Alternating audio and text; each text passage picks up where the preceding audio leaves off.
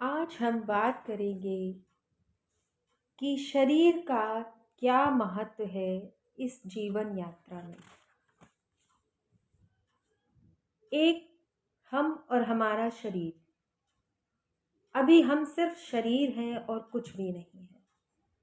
और आत्मा के बारे में भी आपने हमने सभी ने सुना है, लेकिन हम अभी सिर्फ शरीर हैं। आत्मा सिर्फ सुनी हुई बातें हैं और आत्मा के बारे में हमें कुछ भी पता नहीं है। लेकिन उस हमने उस अंतरतम में अभी तक प्रवेश नहीं किया जहां हमें अमृत प्राप्त हो सकता है। हमने सिर्फ आत्मा के बारे में सुन रखा है और हम ये भी जानते हैं कि मृत्यु हकीकत है, सच्चाई है।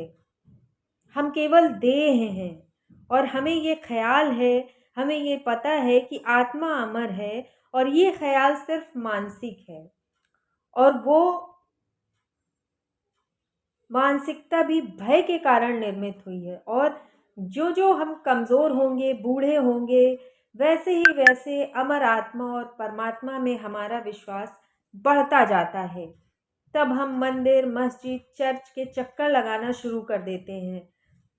मंदिर मस्जिदों में जाकर देखेंगे तो बूढ़े बुजुर्गों की लाइन लगी मिलेगी आपको। और आज का युवक बुनियादी रूप से नास्तिक होता है। हम अविश्वासी होते हैं।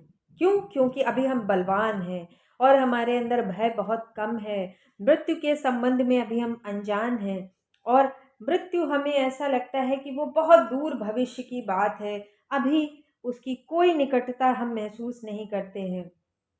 जैसे जैसे हम बड़े होंगे वैसे वैसे एहसास होता है कि मैं भी मर सकता हूँ। मृत्यु करीब आती हुई दिखाई देती है और व्यक्ति को आसक्ति बढ़ने लगती है। और जो भय से विश्वास करता है वो सिर्फ अपने को धोखा देता है।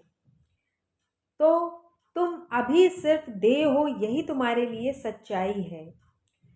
तंत्र शरीर से शुरू करता है। शरीर तथ्य है और तुम्हें इस शरीर के द्वारा ही अपनी यात्रा को पूरा करना है, क्योंकि तुम शरीर में हो। ये कहना भी ठीक नहीं मेरा ये कहना कि तुम शरीर में हो, बल्कि तुम शरीर ही हो।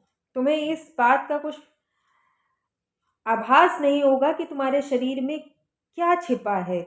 तुम सिर्फ शरीर को जानते हो, लेकिन शरीर के पार का अनुभव तुम्हारे लिए अभी बहुत दूर की बात है। हमारे दार्शनिक और धर्मशास्त्री जो हुए हैं वे सीधे आत्मा से आरंभ करते हैं अपनी बातों को, जबकि तंत्र वैज्ञानिक है। शरीर शरीर तंत्र शरीर की निंदा करता है। धर्मों ने मनुष्य के मन को विभाजित कर दिया है, उसको सीजोफ्रेनिक बना दिया है। कोई भी विभाजन तुम्हें अंदर से तोड़ देता है।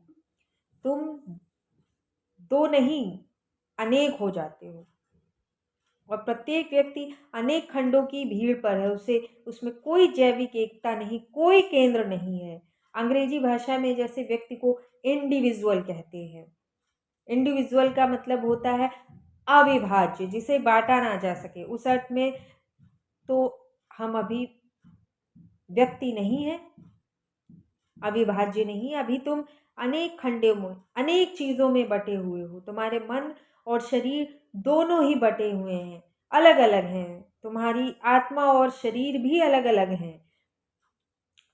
लेकिन तंत्र जो होता है वो हर चीज को स्वीकार करता है। वो शरीर को भी स्वीकार करता है। वो हर उस चीज को स्वीकार करता है जो शरीर के माध्यम से होता है, हृदय से स्वीकार करता है। तंत्र कहता है कि विवेक सबको स्वीकार करता है, उसे रूपांतरित कर देता है। केवल वो अज्ञान को इनकार करना जानता है। अज्ञान को सब कुछ अस्वीकार होता है। लेकिन अगर हम विवेक से काम लें तो विवेक के हाथों में जहर भी अगर हो तो वो अपने विवेक से विवेक उसे औषधि बना देता है। शरीर के रूप में हम जन्म लेते हैं, शरीर के ही रूप में जीते हैं और शरीर के ही रूप में बीमार पड़ते हैं। शरीर के ही रूप में हमारा इलाज होता है और औषधियाँ दी जाती हैं और जिन्हें खाकर हम स्वस्थ हो जाते हैं। शरीर के रूप में हम युवा होते हैं, बूढ़े होते हैं और अंत में शरीर के रूप में ही हम मृत्यु को प्राप्त होते हैं। तो हमारा समूचा जीवन जो है वो शरीर केंद्रित है, शरीर के चारों ओर घूमता रहता है। हम जिंदगी में क्या कर रहे हैं? अपने को बचा रहे हैं, भोजन, हवा और मकान के जरिए किसको संभाल रहे हैं? शरीर को संभाल रहे हैं, जिंदा रख रहे हैं। सारा जीवन 99.9% शरीर केंद्रित है, जबकि हम शरीर के पार जा सकते हैं, लेकिन ये यात्रा शरीर से होकर और शरीर के द्वारा ही की जानी है। इस यात्रा में शरीर का उपयोग आवश्यक है। शरीर बाहरी खोल है, गहराई में जिसे हम काम का प्रतीक भी कह सकते हैं। इसलिए जो भी परंपराएं हैं शरीर विरोधी नहीं है, काम विरोधी नहीं है, शरीर के प्रति मैत्रीपूर्ण हो सकती हैं। तो तंत्र कहता है कि शरीर पवित्र है, धार्मिक है और शरीर की निंदा करना पाप है। शुद्ध, निर्दोष और पवित्र हमारा शरीर, जिसका हम उपयोग इस शरीर के पार जाने के लिए इसको माध्यम बना सकते हैं। लेकिन अगर हम शरीर से लड़ेंगे तो हमारा शरीर खत्म हो जाएगा, चुक जाएगा, बीमार हो जाएंगे। और शरीर से अगर लड़ते ही रहे तो हमारे हाथ कुछ भी नहीं आएगा। लड़ना नकारात्मक है, रूपांतरण अच्छा है। शरीर से लड़ने की कोई आवश्यकता नहीं। जैसे कि एक उदाहरण के तौर पर, हम जिस कार में बैठे हैं, अगर उसी कार से हम लड़े तो कोई यात्रा पूरी नहीं हो सकती। यदि हम वाहन से ही लड़ना शुरू कर देंगे तो हमारी यात्रा कहीं नहीं पहुंचेगी।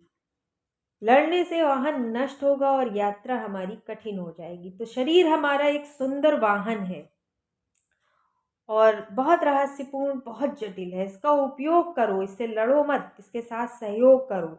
जिस क्षण हम इसके विरोध में जाते हैं, इसका अर्थ है कि हम स्वयं के विरोध में जाते हैं।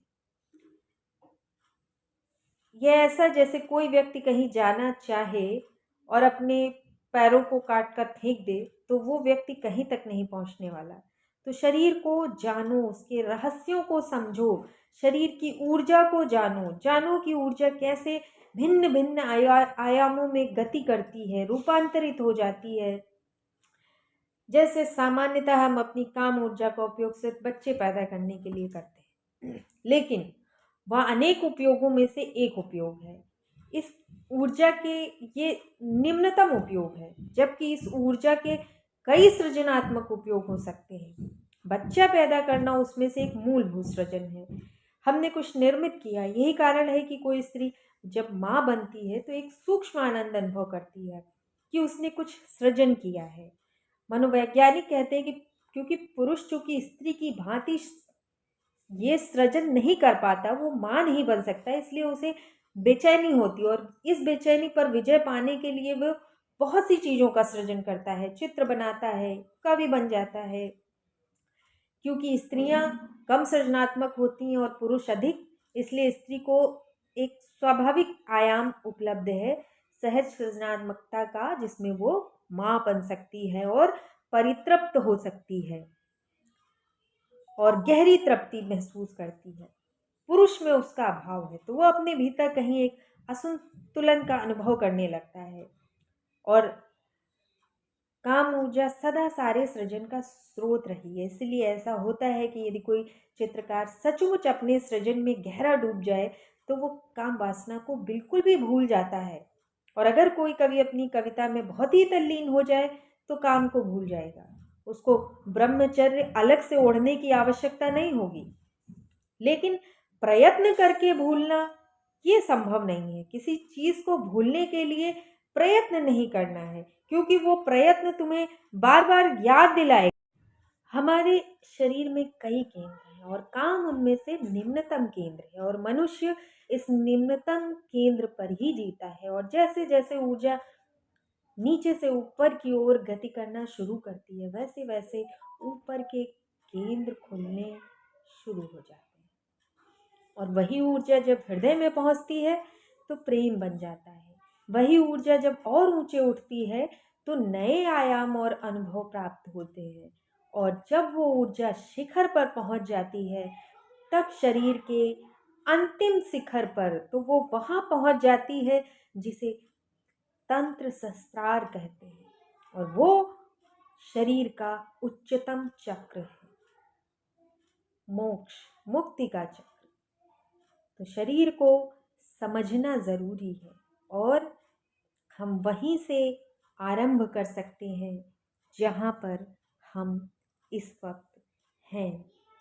तो इस तरह हमने जाना कि मुक्ति के रास्ते पहुँचने का शरीर एक वाहन है, जिससे हम अपनी अंदर छुपी रहस्यमयी आत्मा तक पहुँच सकते हैं।